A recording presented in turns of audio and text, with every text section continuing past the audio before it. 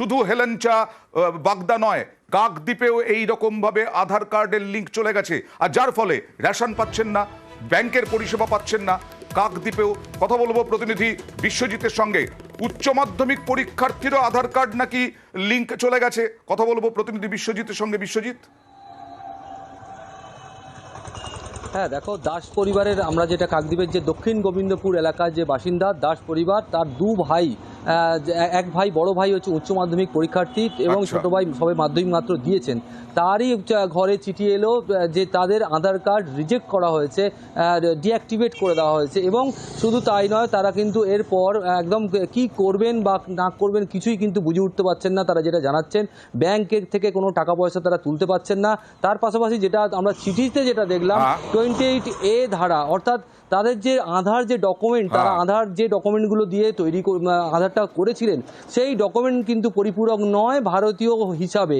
সেই কারণে তাদের আধার কার্ড কিন্তু ব্লক করা হয়েছে। বিশ্বজিৎ, আমরা প্রথম থেকে জামালপুর যখন দেখিয়েছিলাম তখন থেকেই দেখাচ্ছিলাম 28 ধারা, মানে তাদের ভিসার মেয়াদ শেষ হয়ে গেছে, তাই এদেশে আর থাকার কোনো রকম কোনো কিছু নেই, অধিকার নেই। এই দাস পরিবার কতদিন ধরে আছেন এখানে, আর তারপরে স্থানীয় প্রশাসন কিছু চেষ্টা করছে? হ্যাঁ দেখো, এই পরিবার কিন্তু বহুদিন ধরে আছে। আমরা তার সঙ্গে যখন কথা বলি, তাদের ভোটার কার্ডও রয়েছে, তারা অনেকবার ভোটও দিয়েছেন। তার মা রয়েছেন, তার মার সঙ্গেও আমি কথা বলেছিলাম। তাদের সবার কিন্তু ভোটার কার্ড রয়েছে। তাদের এই আধার কার্ড কেন ডিঅ্যাক্টিভেট করা হলো সেটা নিয়ে কিন্তু তারা পুরোপুরি অন্ধকারে রয়েছেন। আমরা যে স্থানীয় যে জেলা পরিষদের সদস্য রয়েছে তাদের সঙ্গে যখন কথা বলি, তাদের যে এলাকায় তাদের সঙ্গে যখন কথা বলি, তারা কিন্তু পরিষ্কার জানিয়েছেন এটা একদম যে লোকসভা ভোটের আগে রাজনৈতিক চক্রান্ত এবং মানুষকে একটা অন্যদিকে ঠেলে দেওয়া। লোকসভা ভোটের আগে মানুষ এই ক্ষেত্রে কিন্তু ভীত সন্ত্রস্ত হয়ে যাচ্ছে। এটা কিন্তু পরিষ্কারভাবে চলে গেলে তারা বিভিন্ন পরিষেবা থেকে বঞ্চিত হবেন। আর এখানে সমস্যাটা আরো ঘোরতর, কারণ একজন, তুমি বললে মাধ্যমিক পরীক্ষার্থী, একজন উচ্চ মাধ্যমিক পরীক্ষার্থী। দেখুন কি বলছেন তারা। এটা হঠাৎ করে বুঝতে পারিনি, এটা যে হঠাৎ করে এসে যাবে ওর কি বুঝতে পারে?